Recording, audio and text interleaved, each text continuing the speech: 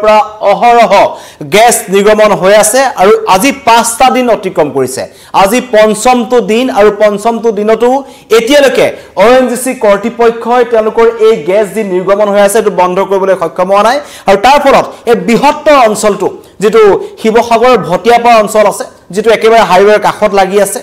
সেই অঞ্চলটোৰ এতিয়া এক হাহাকাৰ পৰিস্থিতিৰ সৃষ্টি হৈছে ইতিমধ্যে প্ৰায় 70টাতকৈ অধিক পৰিয়ালক তাৰ পৰা আঁতৰাই অনা হৈছে পৰিস্থিতি ইমানেই ভয়ংকৰ কাৰণ বাগজানৰ জুইকুৰা আমাৰ মনত আছে তাৰ আগতে ডিকমত এটা 2005 চনত এনেকুৱা এটা ভয়ংকৰ অইলৰ ৰিগত এটা জুই লাগিছিল যেটো কাৰণে পিছত 50 দিন তাত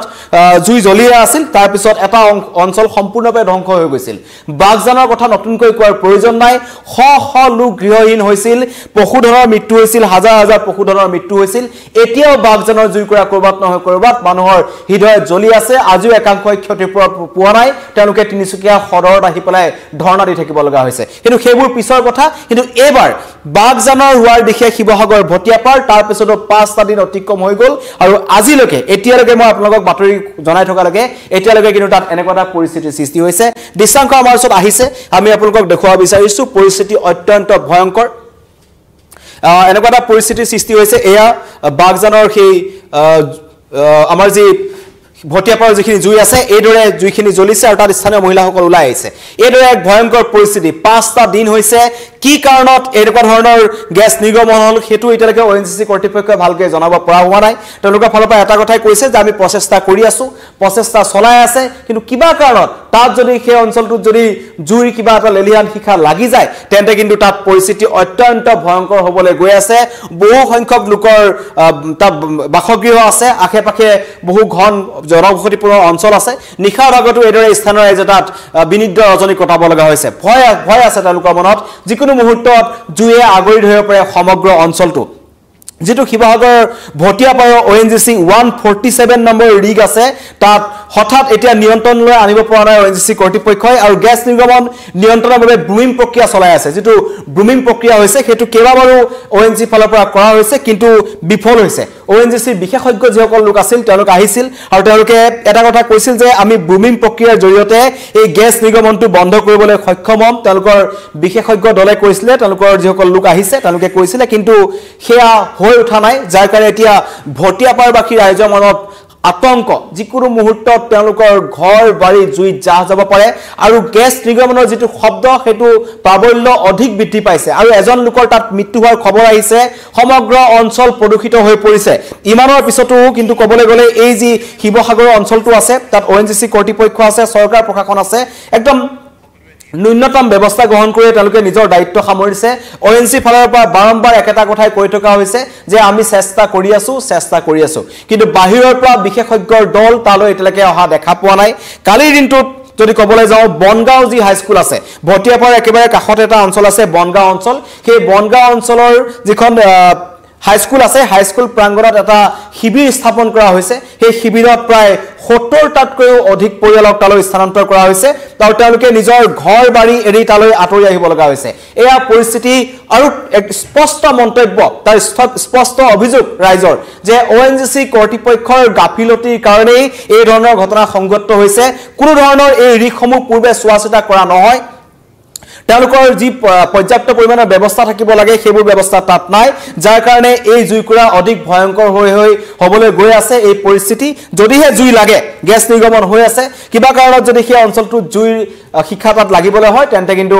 বাগজানৰ দৰে পৰিস্থিতিৰ সৃষ্টি হ'ব হাজাৰ হাজাৰ লোকৰ গৃহ জুই জাহ যাব ইমানৰ পাছতো এতিয়ালৈকে 5টা দিন হোৱাৰ পিছতো ONGC কৰ্তৃপক্ষৰ ফালৰ পৰা এটা উচিত দিশ আমি চাবলৈ নাপালো সেই লোকসকলৰ প্ৰতি তেওঁলোকৰ কোনো ধৰণৰ কবলৈ গলে যেহেতু তাত স্থানৰ ৰাইজ আছে অতি শীঘ্ৰে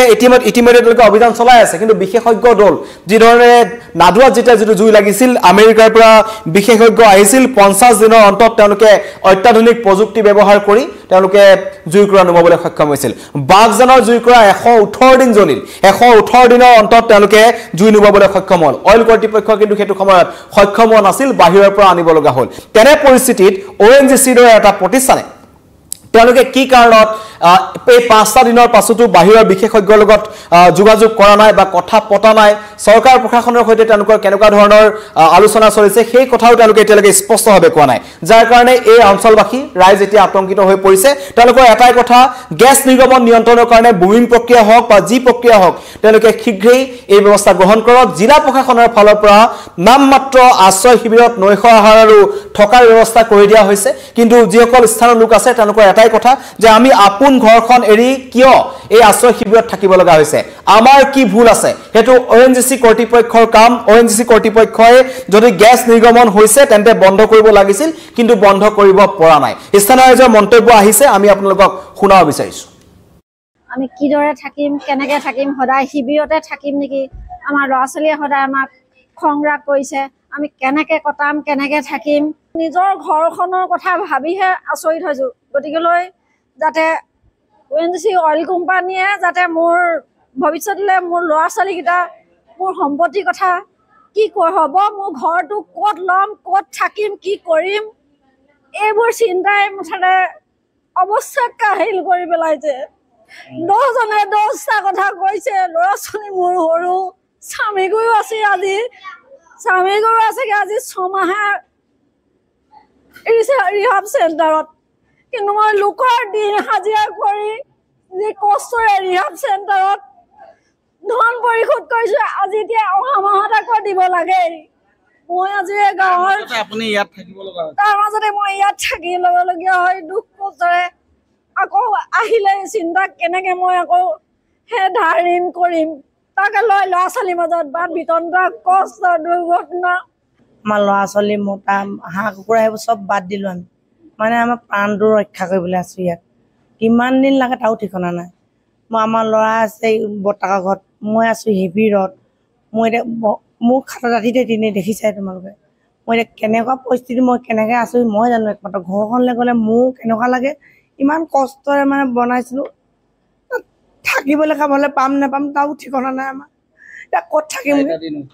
4টা দিন উকলি গ'লে একোৱে কৰিব পৰা নাই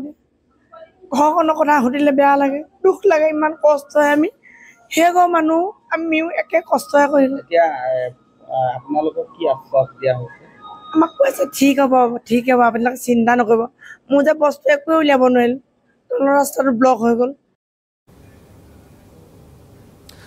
ভটিয়াপাৰবাসীৰ খুব ONGC বিৰুদ্ধে আৰু তাৰ মাজতে শিৱসাগৰ যি ভটিয়াপাৰস্থিত যিটো ৰিগ আছে 147 নম্বৰ যিটো ৰিগ আৰু সেই ৰিগটো ঠিকাদাৰী যিটো প্ৰতিষ্ঠান আছে যিটো লিজত লৈছে ঠিকাদাৰী প্ৰতিষ্ঠান KS পেট্ৰ লিমিটেড তেওঁলোকৰ বিৰুদ্ধে ইতিমধ্যে এজাহাৰ দাখিল কৰা হৈছে তেওঁলোকৰ কাণ্ডজ্ঞানহীনতাৰ বাবে এই ধৰণৰ ঘটনা সংঘটিত হোৱাৰ অভিযোগ উত্থাপন হৈছে আৰু লগতে এই গেছ নিৰ্গমনৰ পাছত সেই ঠিকাদাৰী প্ৰতিষ্ঠানটোৰ কোনো লোকক তাত দেখিবলৈ পোৱা নাই স্থানীয় ৰাইজে আৰু সদৰ থানাত শিৱসাগৰ যি সদৰ থানা আছে ঠিকাদাৰী প্ৰতিষ্ঠানটোৰ বিৰুদ্ধে নিশা এজাহাৰ দাখিল কৰিছে অসমীয়া যুৱ মঞ্চই অসমীয়া যুৱ মঞ্চৰ দাবী ঘটনাৰ উচ্চ পৰ্যায়ৰ তদন্ত হওক দোষীক গ্ৰেপ্তাৰ কৰক এয়া সেই ক্ষেত্ৰত এজাহাৰ দাখিল কৰা হৈছে আৰু সমগ্ৰ শিৱসাগৰবাসীৰ এটাই দাবী অতি শীঘ্ৰে ONGC কৰ্তৃপক্ষই যেনেকৈ পাৰে তেওঁলোকৰ যি বিশেষজ্ঞ দল আছে বা বুমিং প্ৰক্ৰিয়া আছে যি পৰ্যায়ৰে পাৰে তেওঁলোকে গেছ নিৰ্গমন বন্ধ কৰক অন্যথা তেওঁলোকে বাহিৰৰ অন্য দেশৰ বিশেষজ্ঞৰ সৈতে যোগাযোগ কৰক যেটো আমি ডিকমত দেখা পাইছিলো ডিকমৰ যিকুৰা জুই লাগিছিল 2005 চনত 50 দিন সেই জুই জ্বলি আছিল তাৰ পৰৱৰ্তী পৰ্যায়ত আমি বাগজানৰ জুইকুৰা দেখিলো তিনিচুকীয়াত সেই স্মৃতি কোনে আজিও পাহৰি যাব পৰা হোৱা নাই ONGC এটা ৰিগত তাত জুই তেল নিৰ্গমন হৈছিল তাৰ ফলত সমগ্ৰ বাগজান অঞ্চলটো চাৰখা হৈ গৈছিল এতিয়া একেই এটা আশংকা শিৱসাগৰৰ ভটিয়াপাৰবাসী ৰাইজৰ মাজত 70টা পৰিয়ালক অনা হৈছে বনগাঁও হাইস্কুলত তেওঁলোকক ৰখা হৈছে কিন্তু আশ্ৰয় শিবিৰত থাকি তেওঁলোকৰ এটাই প্ৰশ্ন কাৰ ভুলৰ কাৰণে তেওঁলোকে আশ্ৰয় শিবিৰত থাকিব লগা হৈছে তেওঁলোকৰ ভুল নেকি ONGC ৰিগৰ পৰা গেছ নিৰ্গমন হৈ আছে ONGC 5 দিনৰ পিছতো তেওঁলোকে গেছ নিৰ্গমন বন্ধ কৰিবলৈ সক্ষম হোৱা নাই যিবোৰ জনবসতিপূৰ্ণ এলেকাত এনেকুৱাবোৰ ৰিগ আছে সেই প্ৰত্যেকটো ৰিগৰ অৱস্থা এনেকুৱাই নেকি হেতু এটা প্ৰশ্ন উত্থাপন হৈছে কাৰণ শিৱসাগৰ জিলাৰ বৃহত্তৰ অঞ্চলটো যদি কথা ক'বলৈ যাওঁ শিৱসাগৰ জিলা গেলেকি লাকুয়া নাজিৰা ৰুদ্ৰসাগৰ ভটিয়াপাৰ শিৱসাগৰ বিভিন্ন প্ৰান্তত ONGC ৰিকসমূহ আছে সেই ৰিকসমূহত আমগুৰি ফালেও আছে এই অঞ্চলসমূহত যদি কিবা কাৰণত জনবসতিপূৰ্ণ এলেকাসমূহত যদি এনেকুৱা ধৰণৰ ঘটনা সংঘটিত হয় তেন্তে ONGC হাতত কি 5 দিন গেছ নিৰ্গমন বন্ধ কৰিব পৰাকৈ তেওঁলোক সক্ষম নহয় নেকি এনেকুৱা ধৰণৰ প্ৰশ্ন ৰাইজৰ উত্থাপন হৈছে কাৰণ ভটিয়াপাৰৰ পৰা শিৱসাগৰ ONGC যোনটো কাৰ্যালয় একেবাৰে নাতি দূৰতে আছে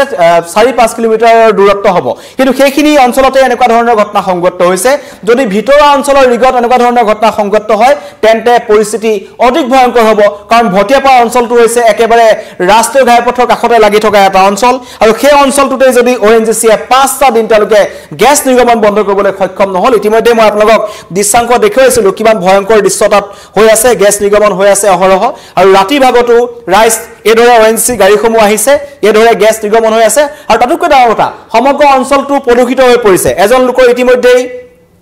হৃদৰোগত আক্ৰান্ত হৈ মৃত্যু হৈছে শিশুসকল বিভিন্ন অন্য ৰোগত আক্ৰান্ত হৈছে তাৰ কাৰণে সমগ্ৰ অঞ্চলটো ONGC ভুলৰ কাৰণে শেষ হ'বলৈ দিব নোৱাৰি এই ধৰণৰে গেছ নিৰ্গমন হৈ আছে এইসকল স্থানীয় মহিলা তেওঁলোকৰ মনত শংকা তেওঁলোকৰ আপোন ঘৰখন যিকোনো মুহূৰ্তত জ্বলি চাৰকাৰ হ'ব পাৰে কিন্তু তাৰ পাছতো 5টা দিন অতিক্ৰম কৰিলে মই এতিয়া 10 বজাত আপোনালোকক খবৰ জনাই আছো এতিয়ালৈকে কিন্তু ONGC কৰ্তৃপক্ষই তাত থকা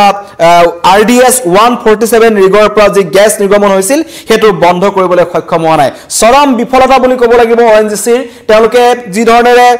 সাধাৰণ ৰাইজৰ নিৰাপত্তাৰ দিশটো কথা চিন্তা কৰিব লাগিছিল হেতু কৰবাত নহয় কৰবাত ধোৱাচাঙত আছে অইল কৰ্তৃপক্ষৰ ক্ষেত্ৰতো আমি আগতে দেখিছিলো এতিয়া ONGC কৰ্তৃপক্ষৰ ক্ষেত্ৰতো আমি দেখিছো তেওঁলোকৰ